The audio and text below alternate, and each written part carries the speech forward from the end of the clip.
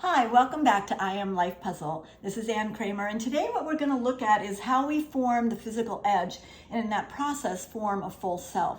Because as I shared in the other videos, building these edges and forming a self is something that we have to do over the course of our long childhood. We have a 24-year childhood, and that's how long it really will take us in a perfect world, an ideal world, to form those edges.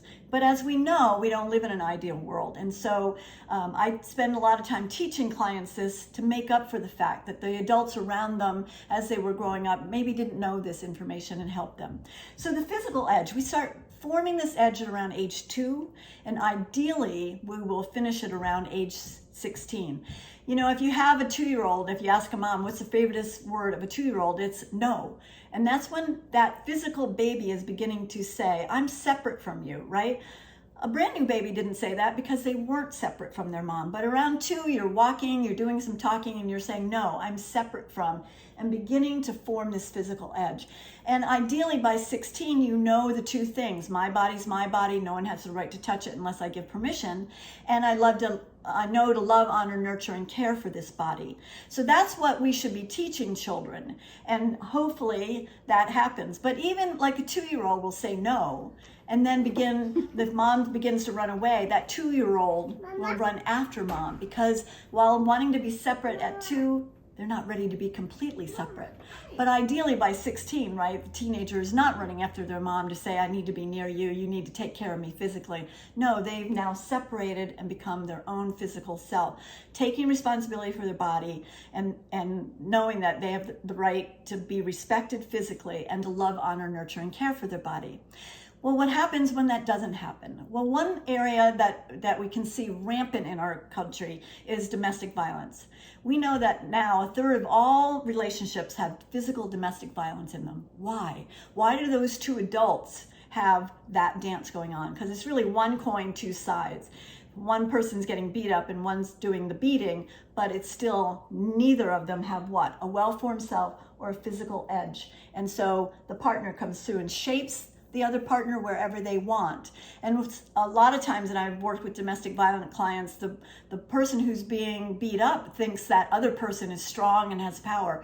And what I'm showing them is, no, they look just like you. They do not have power. They do not have a well-formed self. Because someone who does have a well-formed self would never beat up on somebody else. They just wouldn't do that. When we look at this issue, right, what do? We typically take the person out of that relationship, and we're going to try to help him or her form this physical edge and begin to form a self that when the perpetrator tries again, they say, no, my body's my body. No one has the right to touch it unless I give permission. I don't give you permission anymore.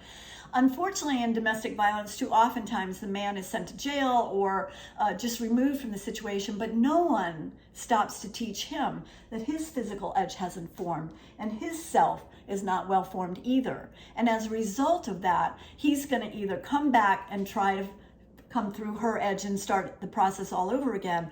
Or if he can't do that with her, what will he do? He'll just go down the street and find somebody else. Both sides of this equation have to be taught. My body's my body. No one has the right to touch it unless I give permission, and I don't have the right to touch anyone else's body unless they give me permission either. When you know that, you begin to form a separate self that can then take responsibility for the rest of your life puzzle making. So that's one side of it. The other side is to know, love, honor, nurture, and care for your body, which would be easy if we were born as finished adults, but we're born as young children that are going to grow and change, and that body's going to get bigger and bigger and change over the course of time. Puberty's going to hit, right? But a young child doesn't know really to love, honor, nurture. That's what we have to guide it.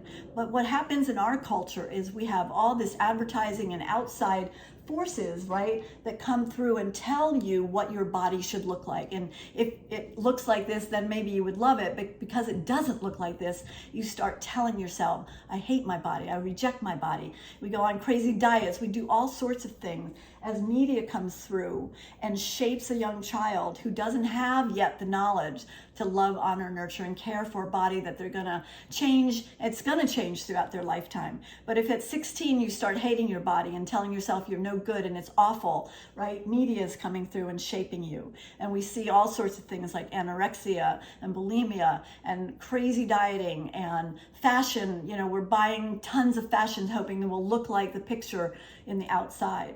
Well, what I'm trying to get you to understand is ideally by the time you're 16, you should have a physical edge that can say, well, I see all those pictures, but I know they're airbrushed. I know they're not really real. I know that that's not what my body needs to look like because I love, honor, nurture, and care for the body I have. Mine is my own, it's unique and special, and I do not need to look outside myself, and I definitely do not need to let media come in, shape me how it wants me, at the expense of what? At the expense of yourself. And yet, we have an entire fashion industry, beauty industry, telling us what we should look like.